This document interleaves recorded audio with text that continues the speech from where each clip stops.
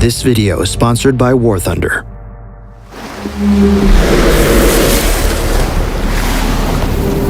July 4th, 1961. A Soviet submarine drifts beneath the Atlantic. Inside, 3 maintenance lights are flashing, each signaling an issue that needs immediate attention. If the Soviet Union is attacked and their most advanced submarine isn't ready to strike back, Captain Zetayev will become a traitor destined for life in prison. There is no time to waste. The K-19 submarine is made up of 9 compartments divided into 3 key sections. The first light is at the front, in the captain's quarters and operations. The secret communication line linking them to Moscow is offline and needs to be reconnected. Midship holds the nuclear weapons. A fault here means the missiles can't be armed. If attacked, they'll have no way to respond. At the back are the nuclear reactors, with a 3rd warning light. This is the most serious failure yet. If it worsens, it could be fatal. Captain Zetayev starts at the front of the submarine. It's quiet, but that won't last. In front of him are 6 torpedo tubes on storage racks, each with the force of 1,500 sticks of dynamite. These may be powerful, but the strongest weapons are in the middle of the submarine. There are a few temporary beds, housing the most junior members of the crew. The best living cabins of the high-ranking officials are in the next room, where the first error code is. In a submarine, very few people have their own private area. Zetayev's room has a picture of his family. Life on a Cold War submarine is the most dangerous post in the Soviet military. One fault can be fatal. In the corner is the intercom radio. He inspects to see what the problem might be. It seems to be a blown fuse. This is a quick fix. Zetayev gets the engineer to make the change and heads towards the control room to see if this first light has gone out. He knows that fixing the next 2 maintenance lights won't be so easy. Here are the officers' rooms. Despite being shared, they are still considered luxury. The same can't be said for the crew's living quarters at the back of the submarine. Officers sleep near the control room, since that's where they spend the majority of their time.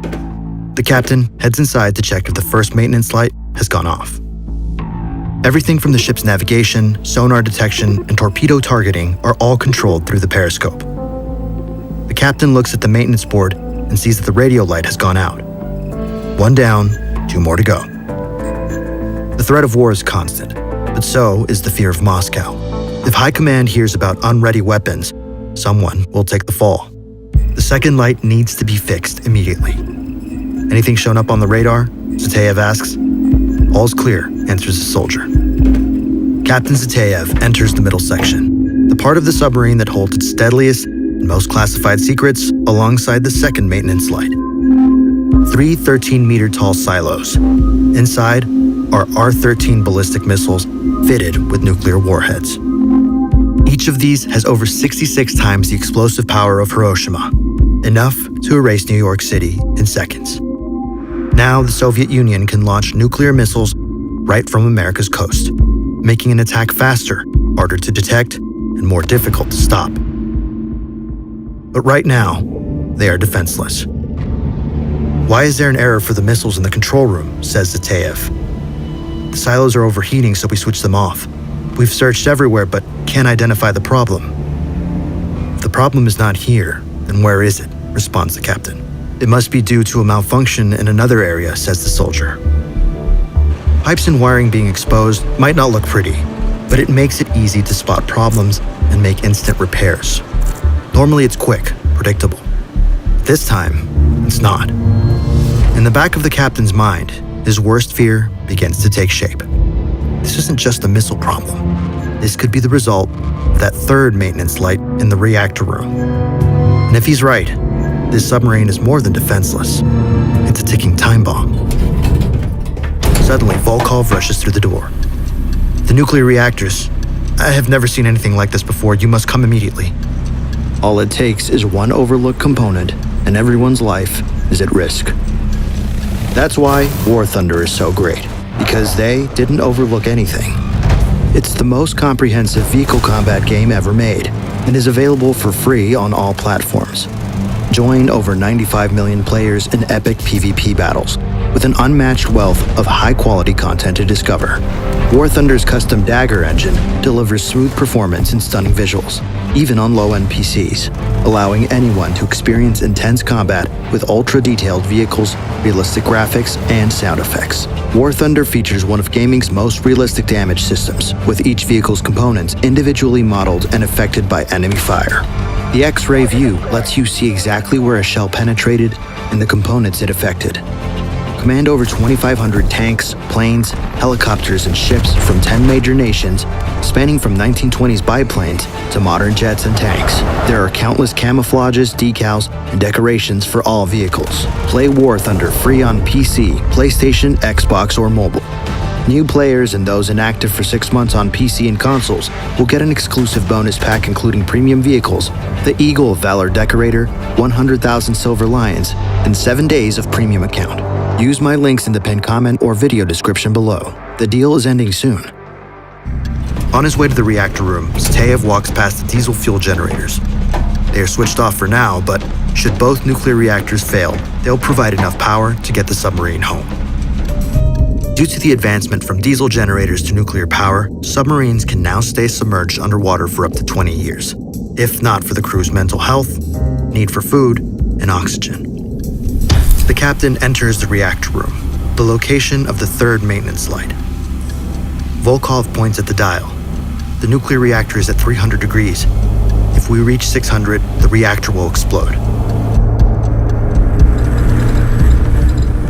If something is not fixed soon, a full nuclear meltdown is imminent. A Chernobyl, but underwater. Nobody would survive. But it gets worse. It's the height of the Cold War, and an explosion of this size so close to a NATO base could be mistaken for an enemy attack, risking the start of World War III. What about the backup? Replies the captain. Due to the rush construction, there isn't one. We need Korchalov, he knows the reactors best, and will be able to figure out the problem.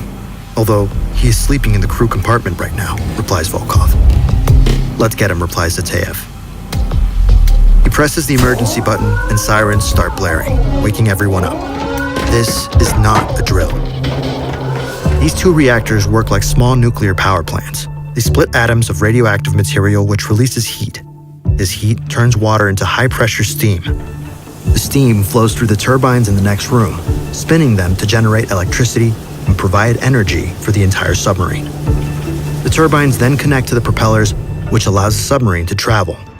But all this only works if the reactor is controlled at a stable temperature.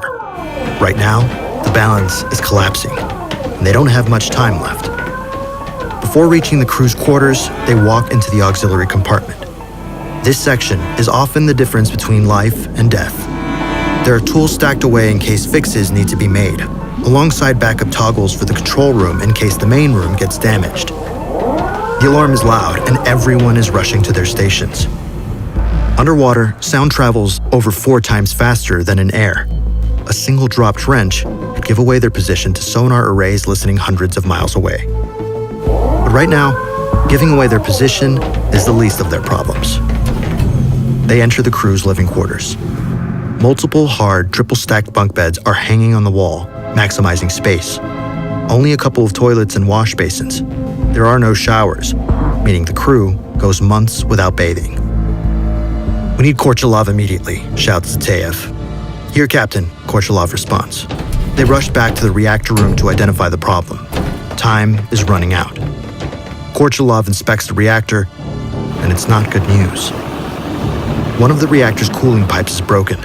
If the temperature does not decrease soon, we are all dead, says Korchalov. Zatayev grabs a nearby radio. He immediately turns on the distress signals in case anyone is nearby and puts in the commands to connect with Moscow. Are you hearing me?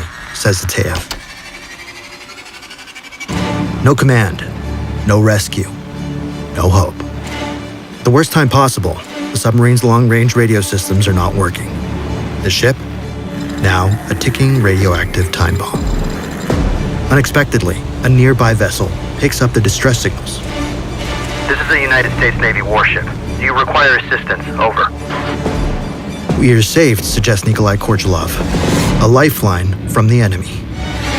In his hands lies the power to save 139 lives, ensuring every man on board sees their family again. Zateyev radios back to the ship. No assistance required. Situation is under control. The K-19 is carrying top-secret nuclear technology and warheads. If the U.S. boarded the submarine, then they could gain intelligence on Soviet reactor and weapon systems.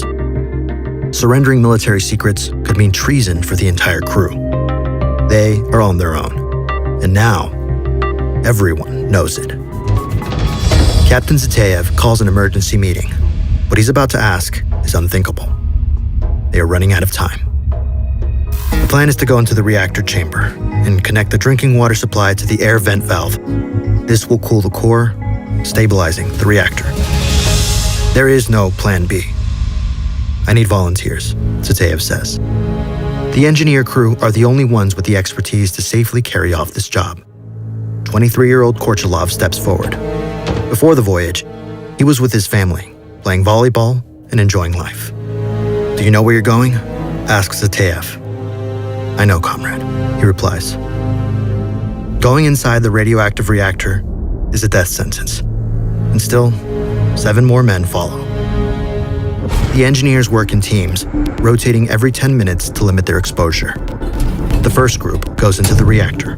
Captain Zateyev starts his stopwatch.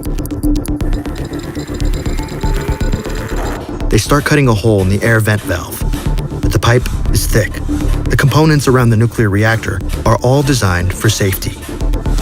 The first group stumbles out. They vomit over the submarine floor. Radiation is already burning their skin. "Get them to the medbay," Zateyev orders. Next group, get ready. Inside, they have created a hole in the air vent valve, but it's not big enough yet. The second man is cutting the water pipe from the wall. 2 more rotations fly by. The vent is finally big enough for welding to begin. But it's taken longer than expected.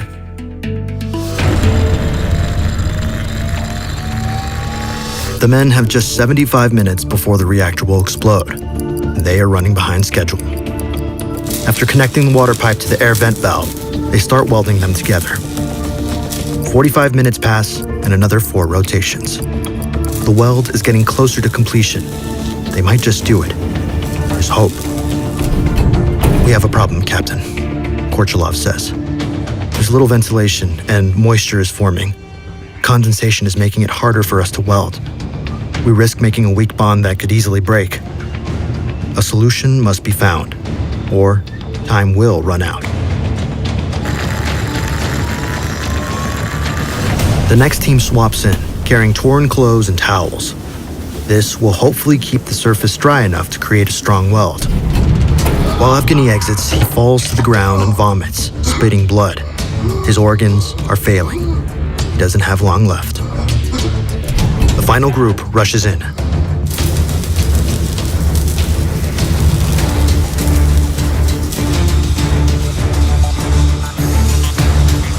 The weld connecting the drinking water to the air vent valve is complete. The pair exit the reactor. But has it worked? The only thing left to do is wait, to see if the weld holds. Korchalov and the others are taken straight to the medbay. His face is blistered and the skin is peeling off. Here they have tools. However, nothing can stop this intense level of radiation. The doctor gives him morphine and a picture of his wife. Nothing is stronger than the will to survive.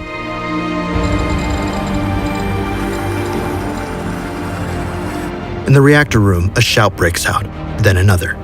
"It's cooling." Captain Zateyev rushes to the control room to see if the error lights have gone. They're still on.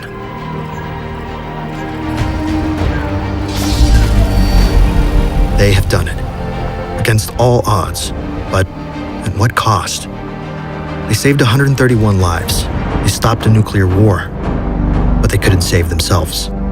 Exposure to 400 Roentgen can be fatal. Korchalov and the other engineers endured 5,400, more than 13 times the lethal limit. Several engineers lost all their skin and hair, while others were too weak to stand by day 2.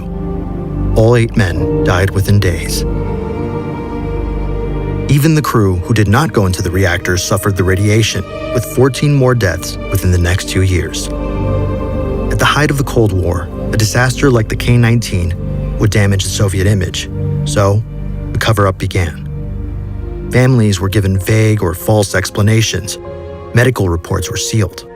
Survivors were ordered to stay silent, with threats of prison for speaking out. The men who saved their ship and possibly the world erased from history. For decades, the story remained hidden. Only in the 1990s did survivors begin to speak. In 2006, the crew finally received medals for their bravery.